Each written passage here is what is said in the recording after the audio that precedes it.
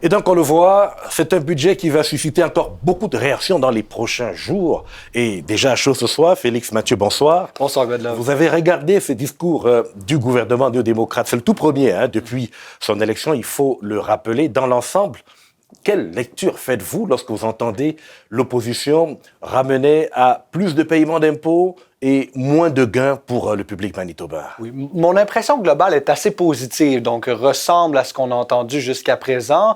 On est en mesure de maintenir la position d'équilibriste des néo-démocrates entre, oui, leur posture idéologique, on donne des mesures symboliquement importantes à la base néo-démocrate, mais on maintient le cap par rapport à des dossiers plus pragmatiques comme la gestion de la dette et on maintient justement l'horizon de la fin du cycle électoral pour atteindre l'équilibre budgétaire. Ce qui était vraiment, pour moi, la surprise du jour. Je croyais qu'aujourd'hui, il y avait des bonnes chances qu'on indique qu'on allait reporter ça à un deuxième mandat. Alors peut-être qu'il nous manque un peu de détails pour comprendre concrètement comment on va y arriver, mais quand même, ici, c'est la nouvelle de la journée. Mais en attendant, on voit quand même qu'il y a cette petite rupture entre les deux gouvernements, progressistes conservateurs et néo-démocrates, d'autre part parce que désormais, on va vers des personnes à faible revenu, contrairement au gouvernement précédent qui s'intéressait à la classe moyenne. Tout à fait. Je reprends votre confrère. Oui, tout à fait. En fait, le Parti progressiste conservateur nous a habitués à des mesures fiscales davantage standardisées, ce qui faisait en sorte qu'on applique la même règle à peu près pour tout le monde. Les plus fortunés en ressortaient vainqueurs, en ressortaient avec davantage ici. Du côté du NPD, ce qu'on fait, c'est qu'on va mettre des mesures ciblées qui vont être davantage pertinentes pour les moins fortunés, pour les amener à atteindre la classe moyenne inférieure. Et donc, on est en droite ligne avec l'idéologie néo-démocrate, avec les promesses qu'on avait formulées par ailleurs en campagne électorale. Et un budget fidèle aux promesses électorales, ça augure quand même de bonnes choses pour l'avenir.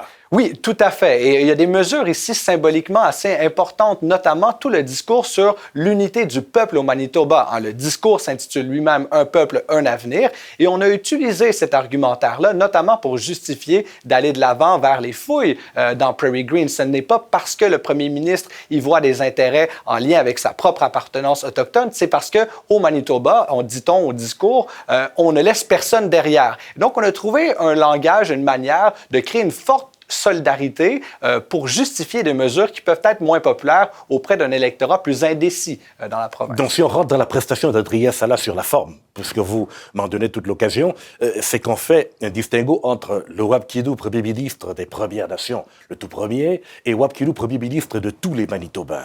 Tout à fait. Et Adrien Salah, à ce niveau-là, a vraiment été à la hauteur. C'est-à-dire qu'on le savait, quelqu'un qui est capable d'une bonne prestance. C'est quelqu'un qui a fait de la musique, c'est quelqu'un de la scène. Il a été en mesure d'utiliser cette plateforme-là à son avantage.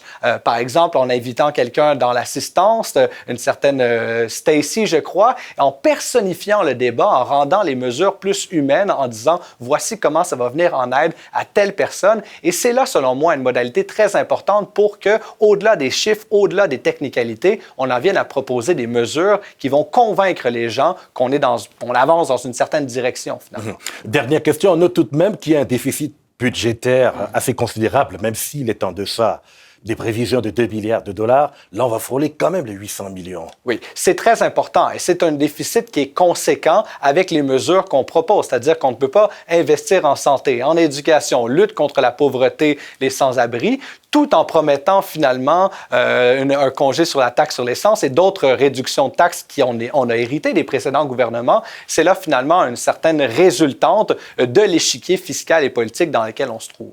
Comme quoi, il nous reste encore à voir le maçon au pied du mur. Tout à fait. Prochain jour. Et on n'a pas fini d'en parler. Félix Mathieu, merci beaucoup. Au plaisir.